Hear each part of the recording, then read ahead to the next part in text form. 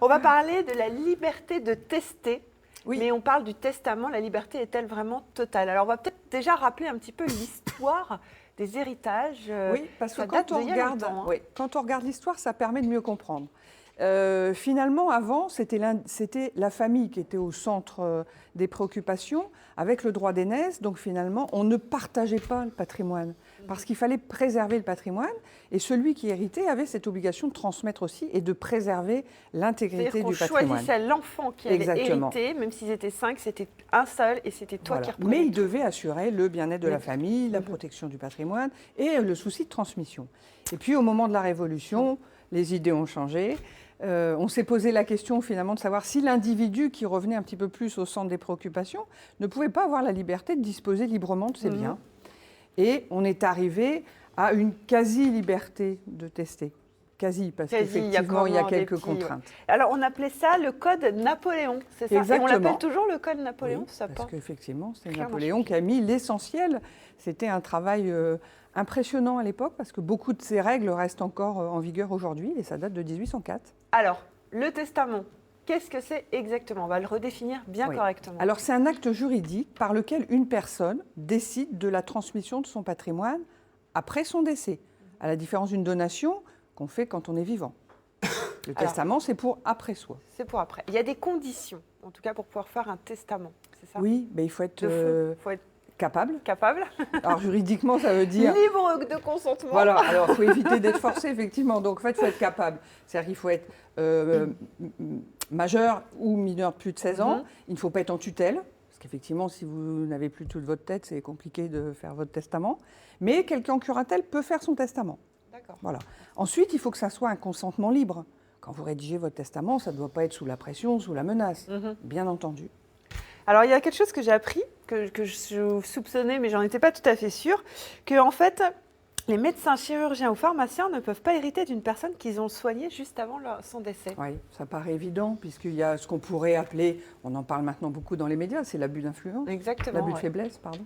Donc ça, c'est très réglementé aussi, exactement. en fait, finalement. Ouais. Bon, alors, tout individu ne peut librement disposer de son patrimoine par voie de donation ou testament, car il existe une limite d'ordre public. Oui, je peux faire un testament pour choisir de qui va hériter, mais attention, je ne peux pas déshériter mes enfants complètement. Exactement, oui. La loi française protège les enfants, ce qui n'est pas le cas, par exemple, dans les pays anglo-saxons, notamment, en Angleterre.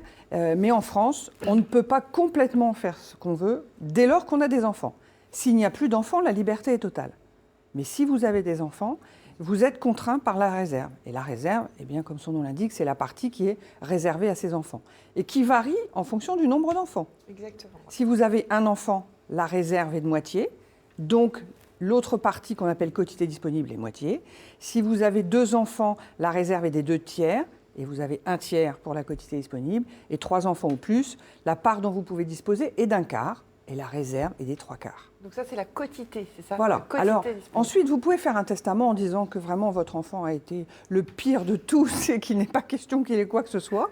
Pour autant, quand on dit que c'est un texte d'ordre public, ça veut dire que ça s'appliquera obligatoirement et que votre testament ne pourra pas être appliqué dans toutes ces dispositions. D'accord. On va parler de l'assurance vie aussi, parce que c'est quelque chose qui existe. Comment ça marche? Comment on hérite d'une... Enfin, à quoi ça sert? C'est un petit peu différent parce que tout ce dont on vient de parler, c'est le droit des successions. L'assurance vie échappe au droit des successions. Donc on pourrait imaginer, pour quelqu'un qui n'aurait qu'un patrimoine liquide, c'est-à-dire de l'argent, de finalement tout mettre en assurance vie au profit d'un bénéficiaire qu'il aurait choisi, et ainsi de contourner les règles de la réserve. Sauf qu'effectivement, ça pourrait être attaqué quand même, parce que même si c'est hors succession, pour autant, les règles de la réserve sont d'ordre public. Les juges n'aiment pas qu'on se moque d'eux, en fait. Voilà, quand même. Il y a les règles, a priori, il vaut mieux les respecter.